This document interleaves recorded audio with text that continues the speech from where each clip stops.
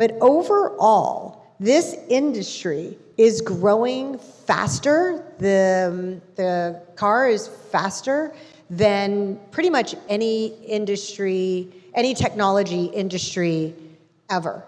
And you'll hear things like metaverse is dead, VR is dead, yet there are millions of people in it, and the investment amount money and the amount of money being spent and activated in this industry, I mean, it's gonna be 400 million, something like that, 400 billion dollar industry by 2027. I actually read something this morning in a newsletter that said it was a 900 billion by 2030. Yeah, 900 billion by 2030, which is right around the corner, 5 years from now. I mean, 5 years ago was 2020, which seems like yesterday. So 5 years from now, we're gonna look back at this moment, at this talk, and be like, wow, that happened, and 900 billion is an estimate. It's probably gonna be more. So let's break down some of these numbers. So Gartner Research, they have already predicted, that 25% of people will spend at least 1 hour a day in the metaverse by 2026. That's next year. 25% of the people will spend at least one. How many people actually have a VR headset or spend time in, not you three, spend time in any sort of virtual world right now? 1, 2, 3, 4, 5, 6, 7. That might be 25% of the people in this room, right? So it's already happening. I exercise every day in VR. It's so much fun, and I get a great workout. You too? Do you exercise? No, I go out on dates. Oh, you go out on dates in VR? I need to do that. Be better dating. That's a whole other story. So let me go to the next one. Okay. So, and then the last one is that there are roughly 400 million monthly metaverse users now. 400 million. By 2030, there could be as many as 5 billion metaverse users. 7 out of 10 US adults are aware of the metaverse. 80% of metaverse users are under 16, which means as this industry grows, so, they're aging into it, they're getting spending power. And 33% of adults are curious about the metaverse. So that's the metaverse by the numbers. Very cool. Thanks, Athena. Actually, I met Athena in 2020 when she built the BRC VR. Met Celeste, who was a DJ in the metaverse. And then I came back the next year and built my own camp with 5 domes in the metaverse. It was very cool. So in the spirit of the 10 principles of Burning Man, rather than us all up here talking, I thought we'd make this a little more participatory. So if someone could grab a mic for anybody who has a question. But first, what I'd like to do is just ask one question. And that is, how do you see AI changing the work that you do? I'm curious, because AI is this big up-and-coming thing, right? Automating human thought even, and content creation and all that. So I thought that would be an interesting first question. I can say that our use of AI for the app will be for localization so that we can make this app not local but global. So making sure that it's available in all languages, and AI is very powerful for that. And also for a certain amount of responsive content, because in our game, our hero is greeting you in the real world through augmented reality, and we want users to be able to feel connected with her as she greets them and maybe gives them tasks on behalf of the environment. Very cool. We use AI all the time, constantly. Our developers are actually still writing code. They don't trust the AI, but they're checking code with AI. And then Doug, my business partner in crime, he uses AI constantly to create. We're like innovating at a level like this like, oh, we want to do this, and then that doesn't exist, and we have to create it. So we're using AI all the time to make the impossible possible. By the way, that's an Audrey Hepburn quote that I love. It's one of my favorite ones. She says, "Nothing is impossible because the word itself says I'm possible." I love that quote. But we're using it all the time.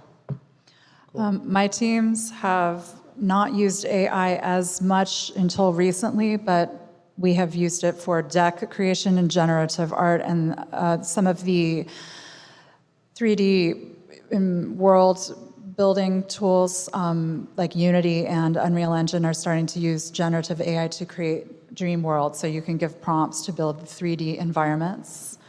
The last job I had this winter working for a company, they were also using AI as part of their pipeline process for minimalizing the amount of mesh in a volumetric video for streaming purposes. So there's so many uses. Yeah, And and we use it for research all the time.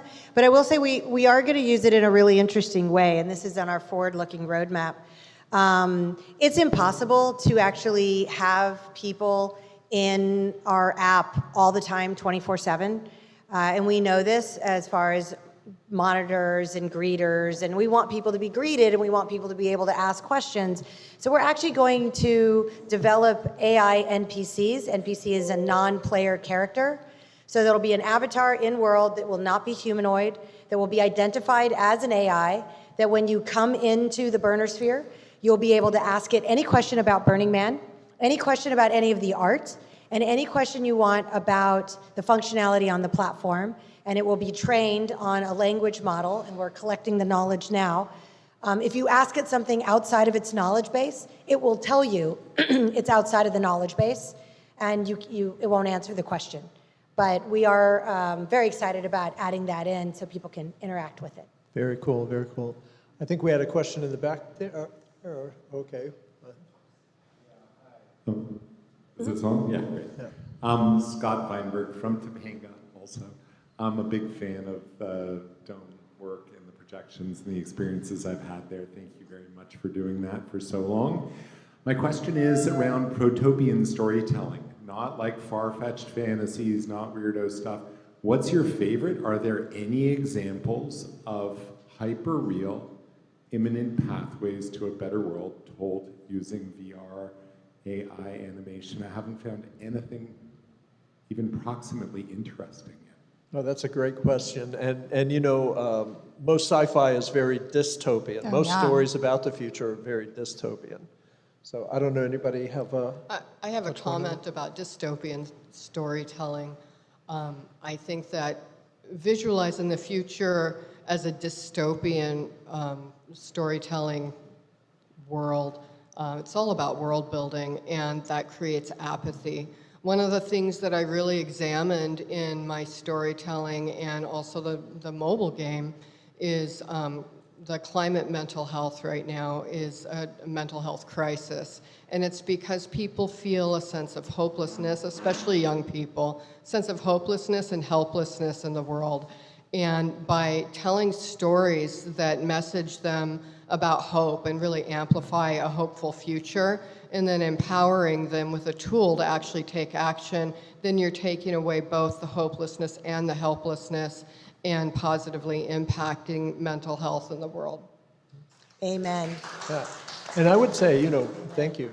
Burning Man itself is a protopian Yes. prototype of community. And of course, there's what, maybe 80,000 we're up to on the Playa each year? Something Yeah, like 80,000 is our max on Playa. Yeah. We can't actually have more because of environmental Yeah, impact. but there's a lot of people who will never go out into Absolutely. the desert and do that, right? So putting the Burning Man experience into a metaverse opens it up for a much larger number of people to have that experience. And it is a documentary experience. Like we go and we film in 360 and 180 formats. We're meshing that content into the digital world. So as people explore it, it's not a game, it's not storytelling, it's story living. We're actually telling the story of the communities that make up Burning Man and then building community in these digital spaces as well, with the hope that people are going to learn about the principles, learn about these communities, find a way to plug themselves in, find the Burning Man events that are in their own backyard, because they're all over the world. I just went to Dragon Burn in China. And China's been having a Burning Man event for 10 years. Well, 14 years, but 4 years they couldn't do it because of COVID. But it's, we are everywhere, and I truly believe that people can practice being their best selves in these digital spaces and then bring that home with them. That's right. It's like prototyping new ways of being. I love that. And I would also say most metaverse worlds, I mean, many say, maybe not most, but many are very protopian as well. Yeah. They're like fantasy, positive, like that.